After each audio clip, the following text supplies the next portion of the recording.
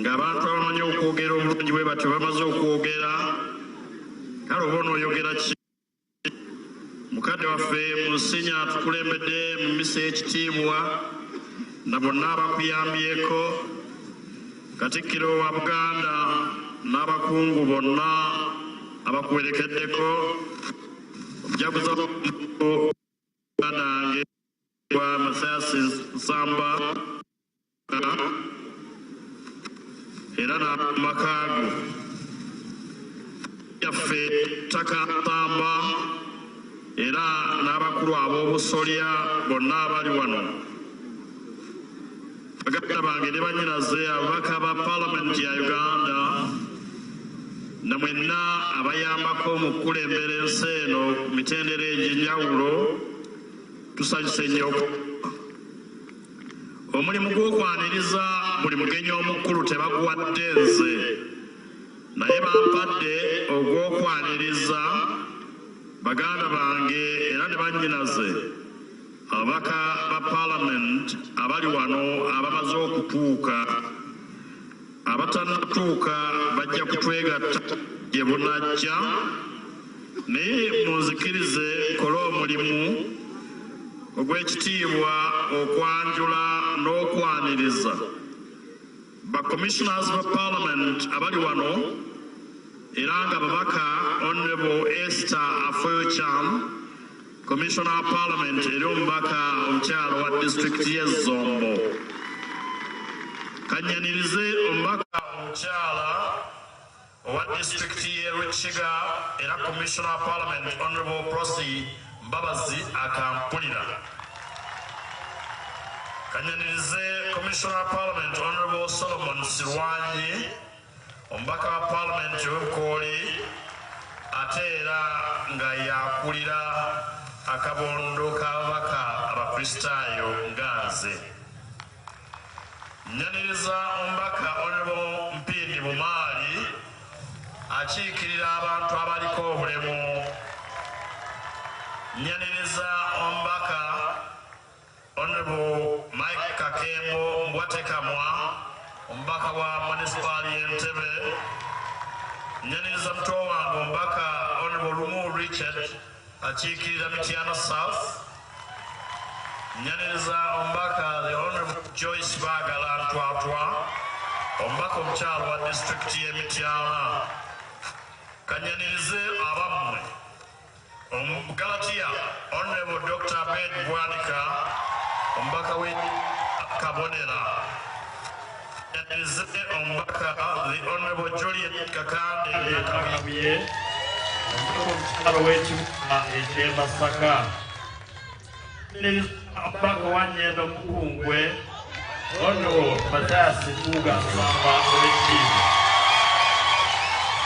kanyanirize muganda wa omubaka Alhaji Asman Basalirwa omubaka Mulaye ow'Ebugiri municipality zekenyeri zekiikirira essaza lya Kabaka ery'Ebusiro East naye abantu bakusirika balowooza nti omubaka w'Ebusiro ate babeera tebaliyimba njagala okwaniriza bannaffe abaweerezako mu Parliament omubaka the Honorable John Kenlu Charles Demand eyokola Equator South ne Honorable Moses Kaswande class teacher n'akumamita naye ndowooza kati ayinza okuba promoted okubeera class teacher kuba emyaka mingi eyakiikiriranga Bubaga North njagala okubeebaza mwenna abasobodde okujja njagala okwaniriza Honorable Mike Mabike Seninde muzzukulu wa Wakiwungulu naye yakiikiriranga Makindye ereetwaba obuvunaanyizibwa okubaako ebigambo byenjogera ku mukolo guno ogw'ekitiibwa muganda wange era mukwano gwange ennyo nnyini ow'ekitiibwa Mathias Mpuuga nga yeebaza Katonda olw'ebyo Katonda byamuyisizaamu ne byamusobozesezza okukola lunaku lwa kitiibwa ndowooza kubeera kuzza muzigo mu mpisa y'Abaganda mutabani wange Honorable Edmund Ariko Okuvesoroti, you're most welcome. Elema Noi. Owekitiibwa Mathias Mpuuga Nsamba, tetuzze wano kumwebalizaako olw'okubanga yeddira Ngabi, kubanga mutabani wa Vincent Nsamba.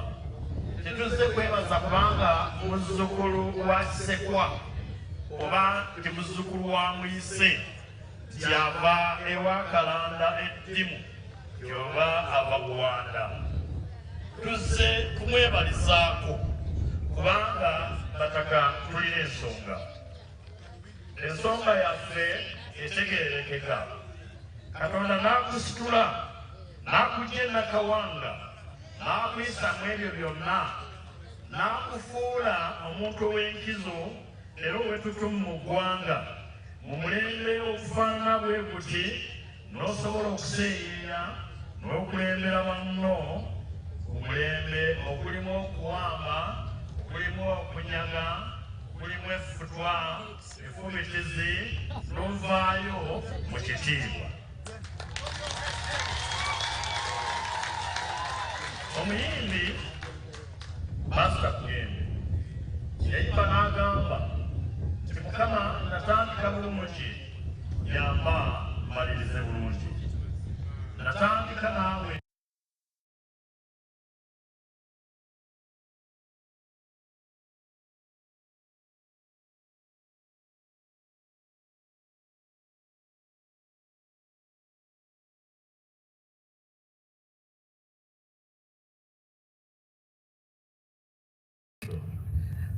Bayibuli etuyigiriza nti Mukama si nze naye ggwe.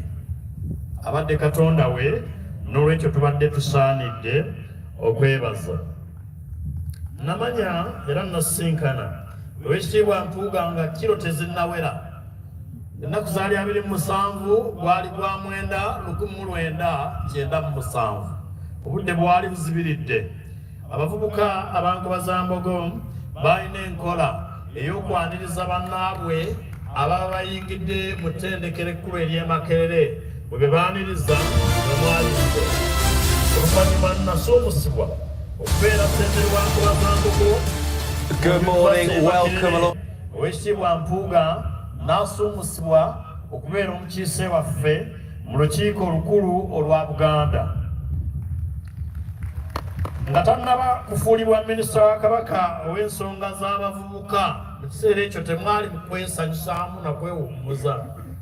Oweekitiibwa ndowooza kaakati Ssaalongo Sserwanga minisitule yagenda ogifunanga nsava erimu okwewummuza n'okwesanyusa.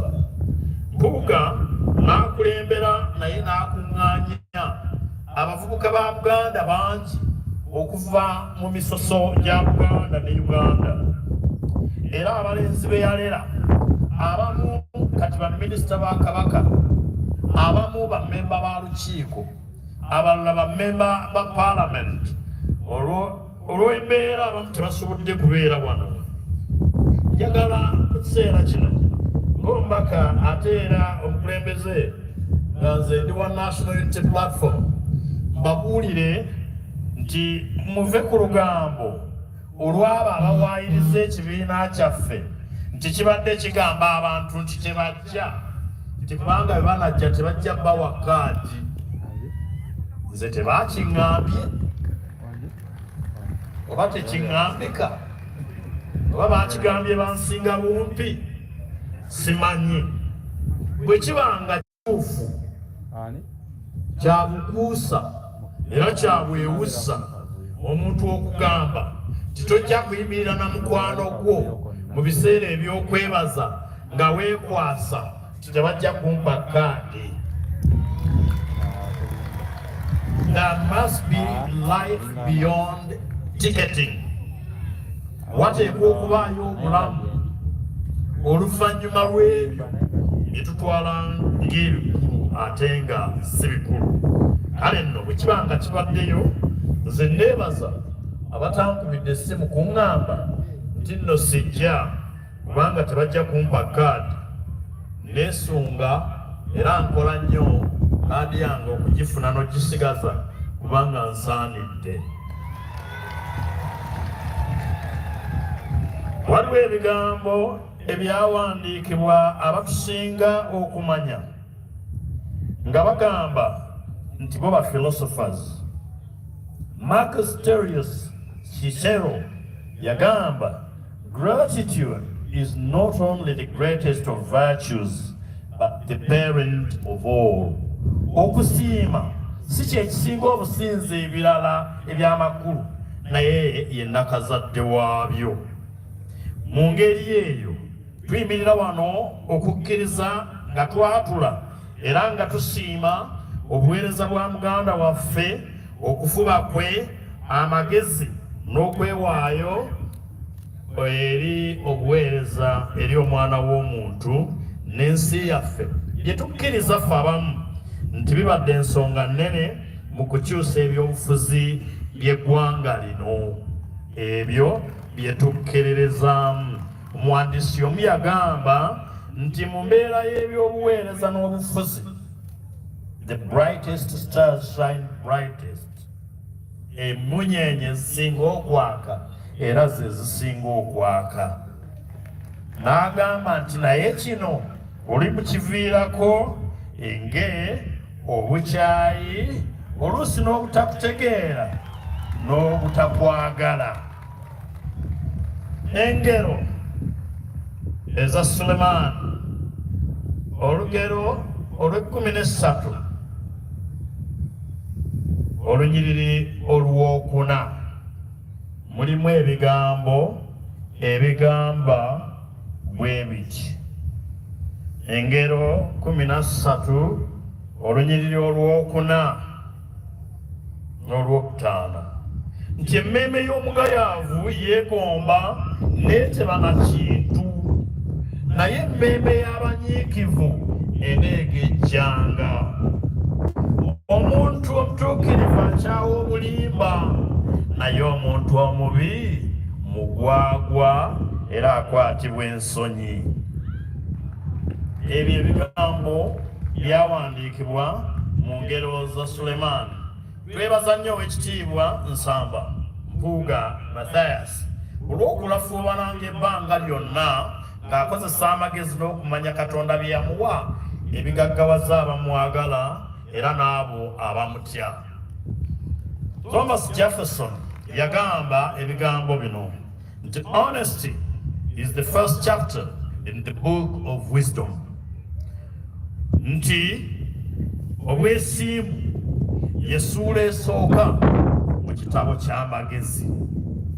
Matiya atulaze nti ebyo bimuyambye nnyo okuvvuunuka amazzi n'ennyanja entabangufu ng'aweereza omuntu n'obumalirivu awamu n'okwewaayo. Era tulowooza nti ebyo bye bimuyambye okusituka n'abeera omukulembeze ow'embavu ate alabirwako ab'abalala, even in times of adversity and unwarranted animosity. He stood firm in the face of intended destruction. Tukwebaza tukuyozaayoza tibadde byangu. Danieli yawandiika mu ssuula ey'omukaaga olunyiriri olw'22 nti Katonda wange yaweereza malayika oyo n'asirisa era naggala emimwa gy'empologoma ne gitasobola kundya wadde okuntuusaako obulabe kubanga yanzuula nga siriiko nsonga. Bayibuli ey'oluzungu egamba I was found innocent. Mpuuga ayise byayiseemu wakati mu kusoomozebwa kamba wenyibye okulabirako yafuuka omukulembeze w'oludda olutegeerera gavumenti mu kiseera ng'abantu bangi bawambiddwa, abalala nga battiddwa, abalala nga babuziddwawo n'okutuusa kati tetumanyi gye bali. Abaafa tusaba emyoyo gyabwe Katonda gye yagitwala agiramuze kisa. Abakyabuze tusaba ababi abaababuza babakomyewo kubanga babalanga bwemage tebaliiko nsonga. Tusaba Katonda Mpuuga aleke kugattibwa kwabo abalangibwa obwemage. Omuwandiisi Aristotle yagamba ebigambo bino nti abantu ab'okumanya okwa waggulu bafaayo nnyo ku by'amazima okusinga ebyogerwa. Bafaayo ku by'amazima n'ebyo eby'obwenkanya era ebituufu. Pawulo Omutume Omutukuvu atuyigiriza mu bbaluwa gye yawandiikira baganda ba Bedi Bwanika Abagalatiya essula ey'omukaaga olw'omwenda nti tetweraliikirira kubanga obulungi bubeerera era tuli bukungulamu mu kiseera ekituufu. Mpuuga ayita mu byayitamu era abamu tetwandizze wano singa yatuswaza. Nze bwe baamuvuma okwambala essuuti saamufaako saamuwolereza kuba kyali kituufu. Bwe baamuvuma olw'okwogera Olungereza era saamulwanirira kubanga baali tebamulanga bwemage. Naye tuzze wano kubanga tulowooza nti omusajja wa Katonda oyo taliiko nsonga. John Stuart Mills nga naye mumanyi mu byobufuzi yayogera ku kyeyayita mu kitabo kye bayita Advocacy for Liberty and Individual Rights. Yagamba the worth of the state is in the long run the worth of the individuals composing it. Nti bw'oba oyagala okutegeera obuzito n'omuwendo gw'ensi olabira kwabo abagikola era abagifuula ensi.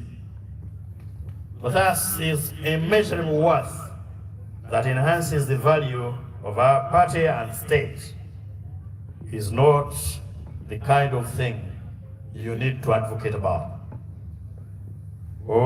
Obukulu bwa Mpuuga mu mirimu gye tukola era egyo egitwala emiramwa gye tukkiririzaamu mu maaso si gya kwogerera ng'atwala erimbe gy'ebbi, wabula gyeyogerera mu abo abaliwo abalijja nga bafaayo okumanya n'okusoma ebyafaayo ebyo ebyakuteekerwateekerwa abaatusooka. N'olwekyo tuli wano okwebaza Katonda kubanga tulina ensonga. Winston Churchill yagamba ebigambo bino: success is not final, failure is not fatal, it's the courage to continue that counts. Obuwanguzi si kyekyenkomeredde era okulemererwa si kyekyobulabe ekisembayo, wabula okusalawo oba n'amaanyi g'okozesa ne weeyongerayo y'ensonga enkulu. Treat each setback as a stepping stone. Buli ekikusomoza kitwale ng'ejjinja kw'olinnya okweyongerayo. Each criticism as a challenge to rise higher, and each moment of doubt as a call to reaffirm your commitment to the greater good of humanity. Omuwandiisi omulala Friedrich Nietzsche mu Fransa yawandiika, he who has why to live can bear almost anyhow. Omuntu yenna alina ensonga okubeerawo asobola okwetikka obuzito bwonna, si nsonga buzze butya. Mpuuga obuweereza bwe olwaleero n'emirembe egigenda okujja bukyetaagisa nnyo olw'emiramwa gye tuyimiriddeko. Obukulembeze, leadership, true leadership is not about avoiding criticism or conflict, but rather standing firm in one's convictions, working tirelessly for the common good. Obukulembeze si kubulwawo bikusoomoza oba si butajoogebwa n'okuvumibwa abo abandi badde bajoogebwa wabula bwe kwewaayo n'oyimirira ku ebyo by'okkiririzaamu olw'obulungi bw'abalala. Mahatma Gandhi we yagambira, be the change you want to see in the world.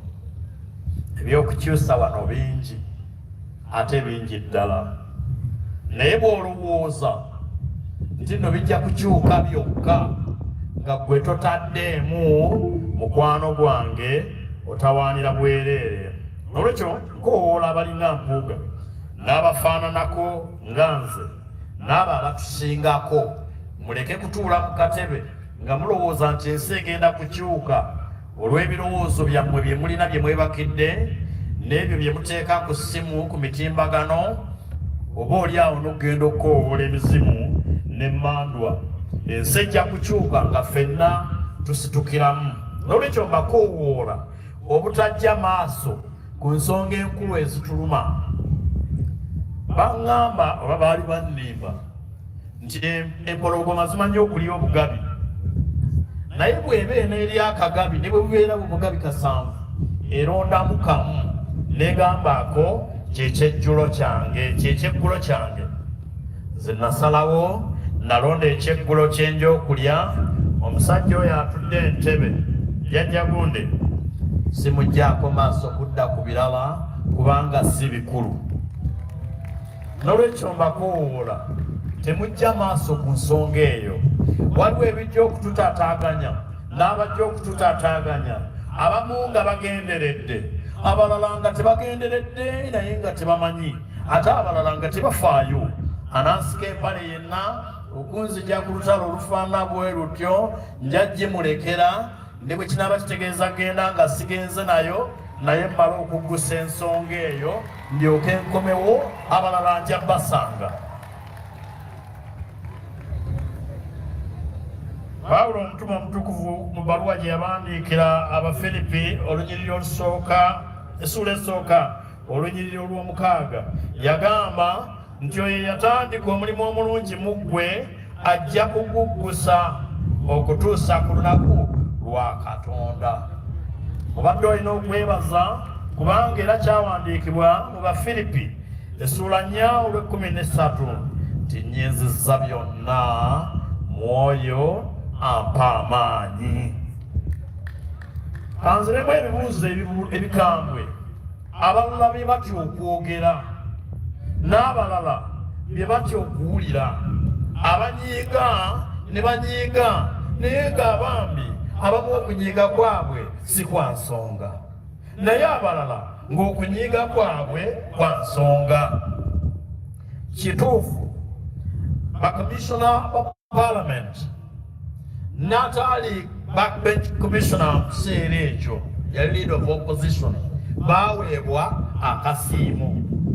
Nange kannuma kubanga nange njagala nsiimibwe, naye gw'okolera yasiima emirimu gyo n'akusiima. N'olwekyo abantu abaafuna akasiimo nga basiimibwa gwe bakolera, oyo yaweebwa obuvunaanyizibwa okusalawo nze sibalinaako mutawaana. Omutawaana ngulina ku abo aboogera nga bamanyi nti bino ebintu bikolebwa era bituufu naye ne batabyogera mu butuufu bwabyo. Nyiigira abo aboogera nga nabo tebamanyi mu butuufu, atamanyi n'okwogera talina ddembe lyogera ku nsonga ezo zatagira ki zatamanyi, kubanga abuzaabuza abataka. Kambawe ebyafaayo official leader of the opposition Oweekitiibwa Dr. Paul Kabanga Ssemwogerere yali leader of opposition myaka gy'ekinaana. Teyalina wadde secretary asasulwa gavumenti, teyalina wadde dereva asasulwa gavumenti. Ebintu nga bisse byetooloola, abaddako bafuna omusaala b'ensako esinga ku y'ababaka abalala. Bino byatandika ku mirembe gya Professor Ogenga Latigo, Honorable Nandala Mafaabi, Honorable Wafula Ogutu, Honorable Winnie Kiza, Honorable Betty Aolo Chan, n'oluvannyuma muganda wange w'ekitiibwa Mathias Mpuuga. Ensimbi zensasulwa mu Parliament tezenkana zaabo bansinga kubanga balina obuvunaanyizibwa obusukkulumye ku bwange. Nange ndi ssentebe w'akakiiko neebaza ekibiina kyange ekyandabamu ensonga ne kintuma okukulira akakiiko mu Parliament. Ninayo ensako gyenfuna esinga ku y'ababaka abalala. Ba commissioners ba Parliament era nabo batusinga ensaku. Ntegeerekese bulungi. Ababaka abava ewala nga Honorable Alhaji Idi Issa Abirye, omubaka w'e Bunya naye atuuse, nabo batusinga ensaku kubanga bava wala. Emitendera mwe bagabira ensako tegiteekebwawo ffe wabula giteekebwawo abakugu. Babuulira ekyamazima. Ne leader of the opposition aliko kati muto wange era mukama wange naye ansinga ensaku so nga musinga emyaka oba oli awo n'obumanyirivu.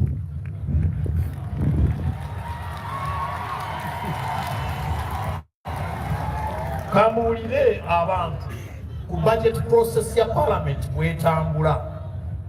Budget eva mu gavumenti. President wa Uganda kyamukisa mubi General Museveni kati yatudde mu office ya president Kimenya yatuleetera budget mu Parliament ng'evudde mu bitongole ebyenjawulo omuli ne Parliamentary Commission. Ebitongole bya gavumenti ebyenjawulo birabirirwa obukiiko obwenjawulo mu Parliament. Parliamentary Commission erabirirwa akakiiko aka Legal and Parliamentary Affairs Committee nange kwentuula. Era ako kafuna budget proposals okuva Parliamentary Commission omwo mwalimu ensako eyogeza abantu ebikaawa, ngamba abamanyi, abatamanyi n'abatafaayo kumanya. Bwe tuvaawo budget eweerezebwa mu budget committee eyekulirwa ludda olulemedde mu gavumenti. Abo bagiweereza mu Parliament eyawamu naye enkuddiramu eba yavadda mu cabinet ekubirizibwa president w'eggwanga bwe mbagambye nti annuma okubeera watudde era nkola butaweera okulaba nga musitulawo mu biseera byange eby'obulamu tulina okutuula awantu awo. Bwevaawo tulina akakiiko ke tuyita Committee of Supply, ke kakiiko aka Parliament yonna akeetegereza mutendera ku mutendera ogwa budget ereeteddwa. N'olwekyo si kituufu okugamba nti ababaka ba Parliament abatula mu commission batuula ne beegabira ssente. Kituufu baleeta ekiteeso. Bwe gubanga musango ffenna gwatusinga nga Parliament eyawamu. Bwe kiba kibonerezo kigende eri buli mubaka wa Parliament eyayisa budget ye, kigende eri President eyagituweereza. N'olwekyo Bayibuli etuyegereza nti nno ffenna twayonoona ne tutasaanira na kisa kya Katonda. Naye nze seetonda kubanga sirabawo nsobi. Mbabuulira nkiddamu, seetonda kubanga sirabawo nsobi. Okutuusa nga ffenna tutudde ne twebuulirira ku mubaka wa Parliament ayina kufuna ki na butafuna ki. Ensimbi ezive wa Museveni ne zigwa ku akawunti z'abantu za kibi era za kikolimo, buli azirabangako azizangayo. Era ebiseera bye bazituwadde nga teziri clear to record it, tuzizaayo. Naye ensimbi esasulwa oyo eyakwasibwa obuvunaanyizibwa okunsasula ngitwalanga musaala oba nsako empeereddwa. Era tetunona ssente mu bikapu ng'abamu bwe balowooza. Ensimbi yokka eri alaali legit era entuufu bwe baba baagala okunsasula bagiteeke ku akawunti yange. Waliwo ebibadde bijja byogerwa nga bagamba nti nno ffe twerwanyisa ffekka era tetujja kusituka kubanga omulabe waffe ajja kwanguyirwa. Zibasanze abalowooza bwe batyo. Tulina omukisa nti obudde bukyaliyo era tekiri leeti ffe okutabagana kubanga bino bye bigambo ebyawandiikibwa era mu Bagalatiya Sura 5:5. Naye bwe mulumagana bwe mulyaŋŋana mwegendereze mulemenga okwemalawo mwekka na mwekka. Ziremu bwe mulumagana bwe mulyaŋŋana mwegenderezenga mulemenga okwemalawo mwekka na mwekka. Entiisa ejja mpuuga ereme kukujja ku ebyo by'okkiririzaamu kubanga mu Bagalatiya Essula 6:9 nti tuleme okuddiriranga mu kukola obulungi kubanga ebiro bwe birituuka tulikungula nga tetuzirise.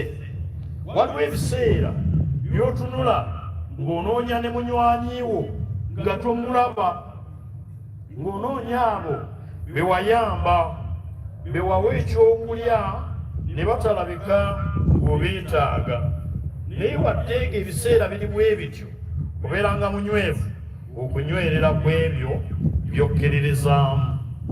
Waliwo abalala abatugambye nti era ffe ng'ekibiina ffe basiiwuufu b'empisa.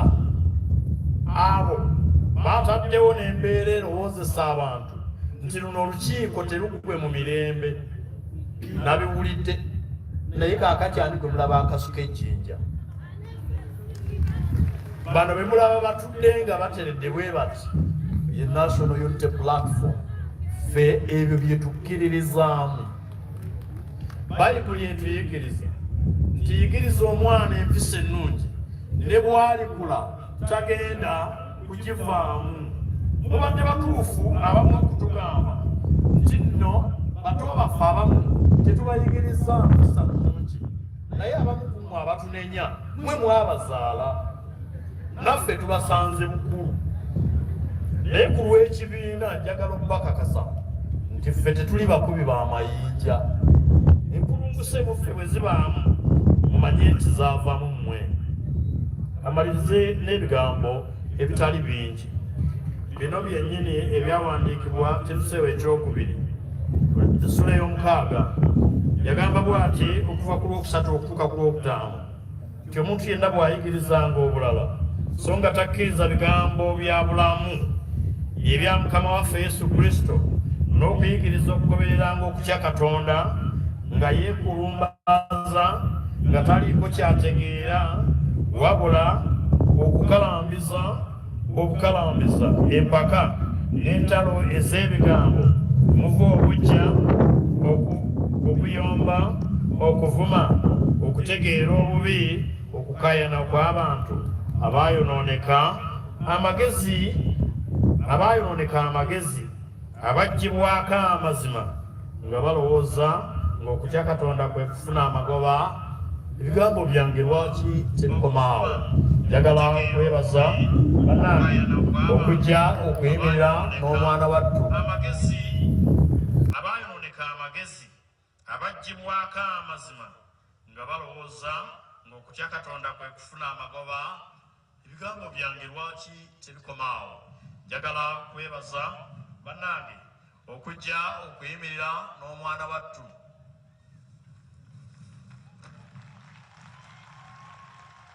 Mbuuka mukwano gwange mu baganda bange era kambabuulireko bino.